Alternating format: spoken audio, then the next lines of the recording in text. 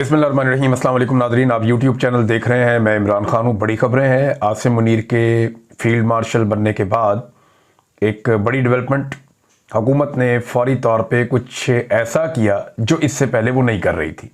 ये मैं आपके सामने रखता हूँ।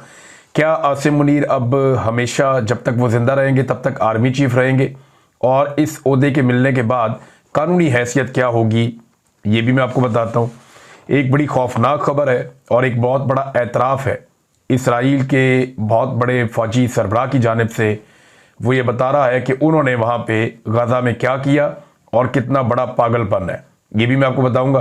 अक़वाम मुत्तहिदा की हिला देने वाली एक रिपोर्ट है। इमरान खान कब बाहर आएंगे और उनके बाहर आने का सामान आपको कब होता हुआ दिखाई देगा, एक टेस्ट है जो मैं आपके सामने रख दूंगा और आपको सारी बात समझ आ जाएगी। सबसे पहले नाज़रीन, जो ख्वाजा आसिफ साहब, ये पाकिस्तान के वज़ीर दिफा हैं। वैसे तो ये बॉस हैं आर्मी चीफ के, लेकिन ये बड़ा फ़ख्र करते हैं कि अगर आर्मी चीफ गुजर रहे हैं और ये ट्रैफिक में फंस जाएं। पाकिस्तान में नॉर्मली चीज़ें ऐसे ही चलती हैं, जिसकी लाठी उसकी भैंस। तो ख्वाजा आसिफ साहब ने जनरल आसिम मुनीर के फील्ड मार्शल बनते ही जनरल बाजवा की बैंड बजा दी। ये जनरल बाजवा वो शख्सियत हैं जिनके बड़े एहसानात हैं PMLN पे, ख़ुसूसन नवाज शरीफ साहब पे। नवाज शरीफ साहब ने 2 मरतबा इनको आर्मी चीफ बनाया। एक मरतबा इन्हें आर्मी चीफ बनाया नवाज शरीफ साहब ने अपनी चॉइस पर, और इन्होंने कोशिश की कि नवाज शरीफ को इक़्तिदार दिया जाए, लेकिन अवाम ने ज़्यादा वोटें डाल दी पाकिस्तान तहरीक इंसाफ को, और एक इदारे के अंदर भी एक रिएक्शन था, लिहाजा फिर वज़ीर आज़म पाकिस्तान बन गए इमरान खान साहब। अब उसके बाद जो है वो जनरल बाजवा साहब के नून लीग के साथ ताल्लुकात कभी ख़राब नहीं हुए। जनरल बाजवा साहब की मेहरबानी से नवाज शरीफ साहब पाकिस्तान से बाहर गए, इनकी फैमिली के कई लोग पाकिस्तान से बाहर गए, बल्कि ये तक खबरें आई कि इन्होंने टिकट तक फराहम किया कि जनाब आप निकल जाएं, फ़ौरन सुबह आपकी गिरफ्तारी हो जाएगी। बड़ी मदद की जनरल बाजवा ने शरीफ खानदान की। नून लीग पे इनके इतने एहसानात हैं। ख्वाजा आसिफ तो खास तौर पे 2018 के इलेक्शन में ख्वाजा आसिफ ने खुद कहा कि मैं तो इलेक्शन हार रहा था, फिर मैंने व्हाट्सएप पे कॉल की जनरल बाजवा को, और उसके बाद नताइज बदल गए और फिर ख्वाजा आसिफ साहब इलेक्शन जीत गए। तो इतने एहसानात जिस जर्नैल ने किए हैं PMLN के ऊपर, आज उनका वज़ीर दिफा उस जर्नैल का बैंड बजा रहा है। ये जनरल आसिम मुनीर के लिए सोचने वाली बात है। कल जब आप आर्मी चीफ नहीं होंगे तो ये जमात आपके साथ क्या करेगी, आप सोच भी नहीं सकते। वैसे तो बहुत सारे मीडिया के लोग हैं जो आजकल टाउटगिरी कर रहे हैं। ये टाउट कल आपको दिखाई भी नहीं देंगे, आप तारीख का हिस्सा बन जाएंगे। अगर आप मौजूद रहे और आपने ये सारा कुछ होते हुए देखा, अल्लाह ताला आपको ज़िंदगी दे, तो आपको नज़र आएगा अपनी रिटायरमेंट के बाद के लोग कैसे आंखें फेर लेते हैं। जैसे आज आंखें फेर ली लोगों ने जनरल बाजवा से। इसमें बहुत सारा कुछ सीखने के लिए है। जनरल बाजवा ने उस्मान डार की सीट छीन कर ख्वाजा आसिफ को दी। उस्मान डार ने आज तक जनरल बाजवा को ऐसे बुरा भला नहीं कहा जैसे बुरा भला ख्वाजा आसिफ ने कहा है। ख्वाजा आसिफ ने कहा कि जनरल बाजवा एक्सटेंशन चाह रहा था। ये बात मैंने बार बार की, और जब जनरल बाजवा साहब एक्सटेंशन लेने के चक्कर में थे तो हम ये खबर देते भी थे कि जनरल बाजवा को एक्सटेंशन चाहिए, जैसा कि हर आर्मी चीफ को चाहिए होती है। जैसा कि मौजूदा आर्मी चीफ ने 1 साल पहले ही 2 साल की एक्सटेंशन ले ली है कि मुद्दत मुलाजमत को बढ़ा के 3 साल से 5 साल कर दिया है। तो इस तरह जनरल बाजवा साहब एक एक्सटेंशन और भी चाह रहे थे, और इसके अलावा उन्होंने 4-5 ऑप्शन भी दी थी ख्वाजा आसिफ के बकौल, कि जनरल बाजवा ये चाहता था कि general Asim Munir army chief ना बने, और उसके लिए वो ऑप्शन दे रहा था कि इसको बना लो, उसको बना लो, ये कर लो, आसिम मुनीर को ना बनाओ। तो ये जनरल बाजवा का प्रॉब्लम था, लेकिन ये मामला अब खुलता चला जा रहा है। ख्वाजा आसिफ ने कहा जी मैं किताब भी लिखूंगा, और साथ उन्होंने ये भी कहा कि इमरान खान भी यही चाह रहा था कि आसिम मुनीर आर्मी चीफ ना बने। लेकिन इस बारे में एक चीज़ मैं भी जानता हूँ, मुझे अच्छी तरह याद है, मैं कहीं खैबर पख्तूनख्वा में था शायद, या मैं लाहौर में नहीं था, तो तब ये पाकिस्तान तहरीक इंसाफ मुशावरत कर रही थी, क्योंकि आर्मी चीफ की तैनाती के लिए हुकूमत ने आसिम मुनीर साहब का नाम दे दिया था। और उस वक्त जो लोग इस मुशावरत में शामिल थे उनमें से 1-2 लोगों से मैंने रब्ता किया। मैंने पूछा कि आप लोग क्या करने जा रहे हैं, तो उन्होंने कहा जी देखिए कानूनी तौर पे तो ऑप्शन कोई नहीं है, सदर हमारा है तो हम इसके अंदर गंद डाल सकते हैं, लेकिन हमने ये फैसला किया है कि इस मामले में हम गंद नहीं डालेंगे। हुकूमत का जो फैसला है, जिसे हुकूमत आर्मी चीफ बनाना चाहती है वो उसे आर्मी चीफ बनाए, लेकिन हम अपना पैगाम देंगे कि हम उम्मीद करते हैं कि आने वाला आर्मी चीफ वो सब कुछ नहीं करेगा जो जनरल बाजवा ने हमारे साथ किया। लेकिन बाद में तारीख गवाह है कि जो कुछ पाकिस्तान तहरीक इंसाफ के साथ नए आर्मी चीफ के आने के बाद हुआ, वो तो जनरल बाजवा के दौर में तसव्वुर भी नहीं कर सकते थे। लिहाजा जनरल बाजवा जिसने नून लीग के ऊपर सबसे ज़्यादा एहसानात किए, इमरान खान की हुकूमत इवन गिरा दी और हर तरह की सपोर्ट दी और फौज को एक मुश्किल में डाल दिया, अवाम को और फौज को आमने सामने लाकर खड़ा कर दिया। आज उसी जनरल बाजवा के ऊपर ख्वाजा आसिफ साहब ने जो है वो तोपों का रुख कर दिया है। कल ये चीज़ें एक और जो आर्मी चीफ रिटायर होगा जनरल आसिम मुनीर, ये भी देखेंगे, उसके बाद वाला भी देखेगा। तो जब तक आप चीज़ों में मुदाखलत करते रहेंगे, सियासत करते रहेंगे, सियासतदान आपके कभी नहीं बनेंगे। इन्होंने कभी रिटायर नहीं होना, ये अपना काम करते रहेंगे। ये 30-30, 40-40 साल वजीर भी रह सकते हैं, लंबा अरसा काम कर सकते हैं, ये 4-4, 5-5 दफा वजीर आजम भी बन सकते हैं, लेकिन आप इतना कंटिन्यू नहीं कर सकते जब तक कि आप मार्शल लॉ ना लगा दें। और अब मार्शल लॉ लगाने वाला वैसा टाइम भी नहीं है। एक और नाज़रीन खबर है, ये जो बार बार कहते हैं ना कि ये कौम की जानिब से एक तोहफा है जो आर्मी चीफ को दिया गया है, फील्ड मार्शल का ओहदा, तो ये एक मुतनाज़े बात कर रहे होते हैं। उसकी वजह यह है कि कौम ने तो ये हुकूमत बनाई नहीं, ये तो हुकूमत ही जाली है फार्म 47 के ऊपर। तो जिन लोगों ने ये हुकूमत बनाई है उन्हीं की मंशा पर और उन्हीं की मर्जी के मुताबिक इस हुकूमत ने एक फैसला कर दिया है। इसमें अवाम का कोई लेना देना नहीं है। देखिए, लोगों में बहुत सारे ऐसे होंगे जो इससे खुश होंगे कि इंडिया को तकलीफ हो रही है तो उन्हें कहते ठीक है, हमने इंडिया को फेंटा लगाया, जरा अच्छा लग रहा है।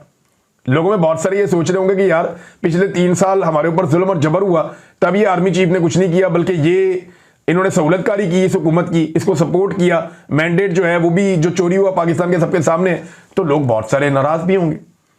तो ये अवाम के खाते में ना डालें, क्योंकि ये हुकूमत ही अवाम की नहीं है, ये जाली मैंडेट वाली हुकूमत है। ये जो भी काम करती है अवाम के खाते में नहीं डाला जा सकता, ये इनकी अपनी ख्वाहिश हो सकती है।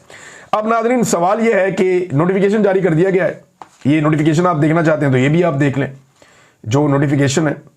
और इसमें जनाब बाकायदा ये वजारत दिफा ने नोटिफिकेशन जारी किया काबीना के फैसले के बाद कि फील्ड मार्शल का ओहदा army chief general Asim Munir को मिल गया है। क्या अब आर्मी चीफ रिटायर नहीं होंगे? कानून इस पर क्या कहता है? देखिए, कानून हर चीज के ऊपर बोलता नहीं है, लेकिन कुछ चीजें सेट पैटर्न के साथ चलती हैं। बिल्कुल ऐसा ही है कि आर्मी चीफ की जब मुद्दत मुलाजमत खत्म हो जाएगी तो अगर उन्हें एक्सटेंशन ना दी हुकूमत ने तो वो अपने ओहदे से अलग हो जाएंगे। देखिए, अभी तक आर्मी चीफ के बाद 2027 तक का वक्त है, यानी 29 नवंबर 2027 ये जो हुकूमत कानून लेकर आई थी उस कानून के मुताबिक अगर इस कानून को चैलेंज ना किया गया या बदला ना गया तो 2027 तक आसिम मुनीर आर्मी चीफ रहेंगे। और अगर ये कानून चैलेंज हो गया या बदल गया तो फिर वो रिटायर हो जाएंगे 2025 में 29 नवंबर को, जहां उनकी डेट खत्म हो रही है। और अगर उन्हें एक्सटेंशन चाहिए होगी तो एक्सटेंशन भी वजीर आजम या वो जो सिस्टम है पूरा, वो एक्सटेंशन वहीं से हुकूमत ने देनी है उन्हें, आर्मी चीफ को। तो ये चीज तो होगी क्लियर। अब क्या वो रिटायर होंगे? तो जी वो रिटायर नहीं होंगे। ये मैं आपको एक अजीब चीज बता रहा हूं कि उनकी सर्विसेज खत्म भी हो जाएंगी तो वो रिटायर नहीं होंगे। सादी बात यह है कि वो फौज के 5 स्टार जनरल रहेंगे जब तक उनका इंतकाल नहीं हो जाता या जब तक उनसे ये ओहदा वापस नहीं ले लिया जाता कानूनी तरीके से, तो तब तक वो फौज के 5 स्टार जनरल रहेंगे। फील्ड मार्शल अब वो ताहयात रहेंगे। इंडिया के अंदर जो 2 फील्ड मार्शल उन्होंने बनाए वो ताहयात फील्ड मार्शल थे। जनरल अयूब खान जो है वो ताहयात फील्ड मार्शल थे। लिहाजा आसिम मुनीर साहब को अगर उनसे ये ओहदा कभी वापस ना लिया गया तो वो ताहयात फील्ड मार्शल रहेंगे। लेकिन ये आर्मी चीफ के ओहदे को ताहयात वो कंटिन्यू कर सकेंगे, ये नहीं हो सकता। यहां पे इबहाम पैदा करने की कोशिश की जा रही है। फैसल वाडा साहब और दीगर कुछ और लोग कह रहे हैं जनाब ये तो अब हमेशा चलने वाला ओहदा है और हमेशा रहेगा और वो बड़े बड़े फैसले सारे वही करेंगे, 5 स्टार जनरल बनने के बाद सारे उनके अंडर में आ गए। ये बातें कुछ ठीक है, लेकिन क्या वो हमेशा आर्मी चीफ रहेंगे? ये नहीं हो सकता, क्योंकि आर्मी चीफ की अपनी एक मुद्दत मुलाजमत है, वो एक अलग चीज है। वो जब खत्म हो जाएगी तो वो फील्ड मार्शल रह जाएंगे, लेकिन ये ओहदा खत्म होने के बाद इस ओहदे पे नया आदमी आकर बैठ जाएगा। अब एक सवाल और पैदा होता है कि फर्ज करें एक नया आर्मी चीफ आ जाता है, वो तो 4 स्टार जनरल है, लेकिन सेम टाइम में पाकिस्तान में एक 5 स्टार जनरल भी मौजूद है जो सर्विस में है और वो रिटायर भी नहीं हुए, आसिम मुनीर साहब। तो क्या यानी ये समझ रहे हैं ना बात जो मैं आपको कह रहा हूं? मेरे ख्याल में ये सारे सवालात अपने ज़हन में आप रखेंगे तो इस हुकूमत को एक नई कानून साजी करनी पड़ेगी। लेकिन जैसे ही मेरे ख्याल में हालात बदलेंगे तो ये चीज़ें मजीद क्लियर हो जाएंगी। अब ये आपके सामने मैंने रख दिया, फैसल वाडा साहब ने अपना एक मौक़िफ़ दिया इसके ऊपर, हुकूमत ने अपना एक मौक़िफ़ दिया इसके ऊपर। मेरे ख्याल में कुछ जो छोटा मोटा इबहम है वो दूर हो जाएगा किसी कानून साजी से, लेकिन जो मुद्दत मुलाजमत है वो अब जिंदगी के एंड तक है। लेकिन जो आर्मी चीफ का होता है वो अपना टाइम बार्ड है, वो जब टाइम खत्म होगा वो सर्विसेज खत्म हो जाएगी, रिटायरमेंट नहीं होगी। सादा लफ्जों में मैं आपको कहूं कि सर्विस खत्म हो जाएगी, रिटायरमेंट नहीं होगी। ये है जी इसकी सादी तशरीह जो मैंने आपके सामने रख दी है। नाज़रीन, अब नून लीग ने एक नया रोला डाल दिया। वो रोला ये है कि अवाम एयरफोर्स की ज्यादा तारीफ क्यों कर रही है। खासतौर पर पाकिस्तान तहरीक इंसाफ एयरफोर्स की जब तारीफ करती है तो वो कहते हैं जी इससे फौज में तकसीम पैदा हो रही है। अब जनाब मैं एक सवाल पूछना चाहता हूं कि क्या भारतीय एयरफोर्स की तारीफ कर रही है अवाम? भाई 6-0 का जो स्कोर है वो पाकिस्तान एयरफोर्स ने किया है ना, तो पाकिस्तान एयरफोर्स की तारीफ नहीं करेंगे तो और क्या करेंगे? जमीन के ऊपर जो लड़ाई हुई है उसमें जब कश्मीर फतह हो जाएगा, या हम दिखा पाएंगे अपने मीडिया को, अपनी आवाम को कि ये इलाके हमने फतह कर लिए हैं, ये कल इंडिया के पास थे, आज हमारे पास थे।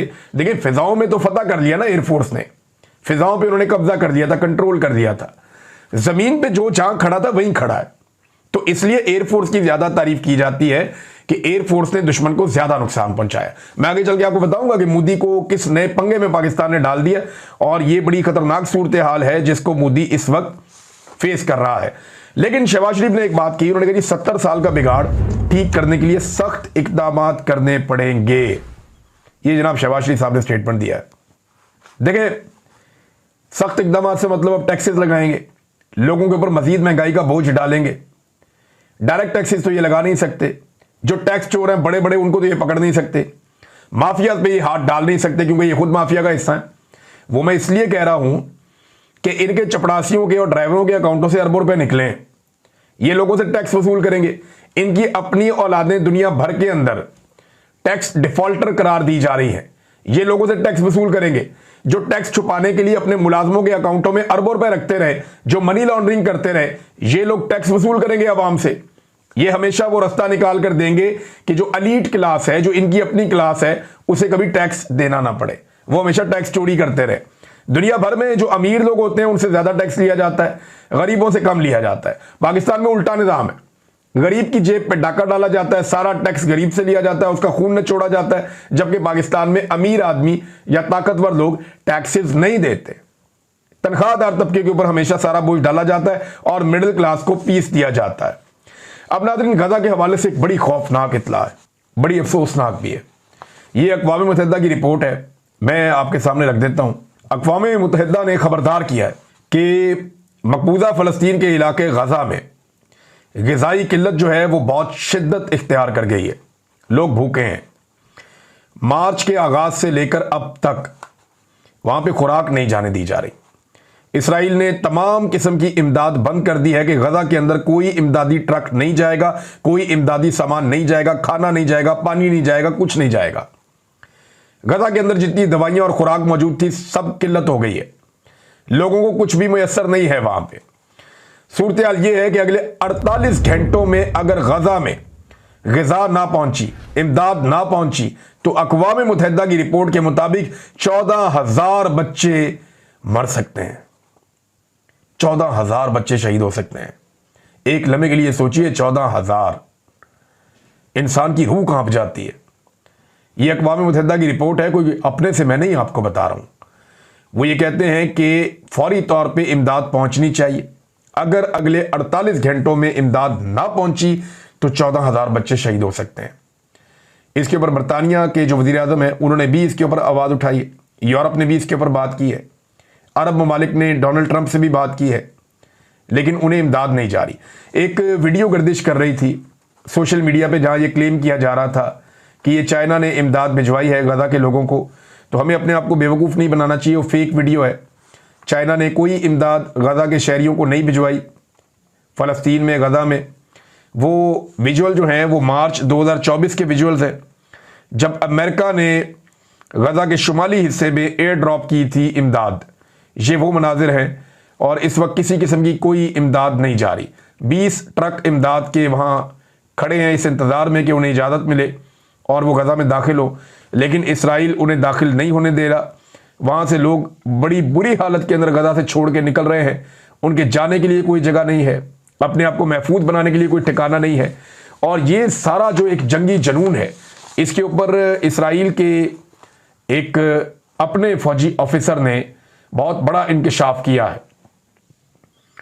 ये इस शख्स का नाम है यायर गोलान और ये इसराइली फौज के साबिक नायब सरबराह है और डेमोक्रेटिक पार्टी के मौजूदा लीडर भी हैं। यूनिफॉर्म में आप इसकी तस्वीर भी देख सकते हैं। अब ये इसराइली फौज का आदमी है, इसने लंबा अरसा जंगों में हिस्सा लिया है, फलस्तीनियों के ऊपर बहुत अटैक भी किए हैं। यायर गोलान इसका नाम है। इसने जो खबर दी या जो इसने इंकशाफात किए वो मैं आपके सामने रख देता हूं। इसने कहा कि इसराइल एक पागल रियासत बन रहा है, अगर अब भी होश ना आया तो दुनिया हमारा जनूबी अफ्रीका जैसा बाइकआउट करेगी। उसने खबरदार किया कि अक्लमंदाना तर्ज अमल इख्तियार ना किया गया तो आलमी बरादरी में हम एक ऐसी रियासत बन जाएंगे जैसा कि माजी में जनूबी अफ्रीका था, जहां पर नस्ल प्रस्ताना किस्म की इकदाम किए गए थे और पॉलिसियां बनाई गई थी। यानी उसने कहा एक समझदार मुल्क ना तो निहत्ते शहरियों से जंग करता है, यानी ये बात तस्लीम की कि फलस्तीनी निहत्ते शहरी हैं और इसराइल कोई समझदार मुल्क नहीं है, क्योंकि अगर समझदार मुल्क होता तो वह निहत्ते शहरियों के साथ जंग ना करता और ना ही बच्चों को मारना उसका मशगला होता है। हम गजा में बच्चों को शौकिया कत्ल करने वाली पागल रियासत बन चुके हैं। ये साबिक इसराइली फौजी सरबराह जो है उसने ये स्टेटमेंट दिया है और इसराइल का पोल पूरी दुनिया के सामने खोला है। इस पे इसराइल में तनकीद हुई तो उसके बाद इसने कहा जी नहीं, मैं फौजियों को नहीं कहा, मैंने जो भी कहा हुकूमत की पॉलिसियों को कहा है और हुकूमत अपनी पॉलिसियां ठीक करे। अब सूरत हाल इसराइल की मैंने आपके सामने रख दी। अब तक की जो इसराइल ने कत्लो गारतगिरी की है उसमें 53,500 शहादतें अब तक रिपोर्ट हुई हैं और ये वो हैं जो रिपोर्ट हो चुकी हैं, जिनके नाम और उनके चेहरे हर चीज़ मौजूद है। इस लड़ाई में 53,500 फ़लस्तीनियों की शहादतें हुई हैं, जिनमें अक्सरियत बच्चों की और ख़वातीन की है। ख़वातीन ने कुछ ने ये पैगाम भिजवाया इंटरव्यूज़ में कि हमारे बच्चे लगातार कमज़ोर होते चले जा रहे हैं, उनकी कुव्वत मुदाफ़ियत कम हो रही है और अक़वाम मुत्तहिदा ने कहा कि अगले 48 घंटों में अगर गजा के अंदर इमदाद ना पहुंची तो 14,000 बच्चों की जानें जा सकती हैं। नाज़रीन, अब उस खबर की तरफ आ जाएं जहां मैंने आपको बताया कि पाकिस्तान ने मोदी को एक ऐसी मुसीबत चिपका दी है जिससे उसकी जान नहीं छूट रही। इंडिया में जो पार्लियामेंट का सेशन हो रहा है उसमें सारे के सारे रल मिलके मोदी को पड़ गए हैं और 2-4 चीज़ें बहुत क्लियरली वहां पे हो रही हैं। नंबर एक तो जो राफेल की डील है उसके ऊपर सवालात उठाए जा रहे हैं कि आपने ऐसा तैयारा क्यों लिया जो पाकिस्तान का मुकाबला नहीं कर पाया या जो चाइना के बनाए हुए तैयारों का मुकाबला नहीं कर पाया। तो ये क्योंकि मोदी की अपनी डील थी और मोदी ने इसके ऊपर बड़ी पॉलिटिक्स की थी, तो वो पॉलिटिक्स उनके सामने आ रही है, उनके बयानात निकाल के चलाए जा रहे हैं और नरेंद्र मोदी को रगड़ा लग रहा है राफेल पे।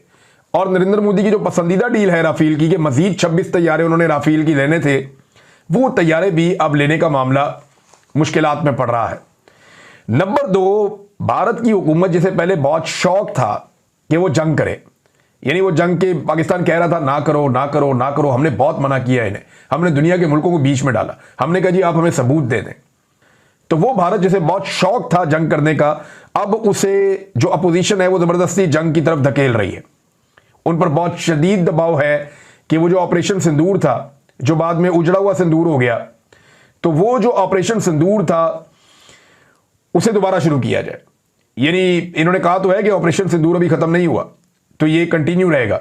तो अब उनके ऊपर दबाव है कि जनाब दोबारा शुरू करो और अमेरिका की सालिसी का फौरी तौर पे भारत इनकार करे।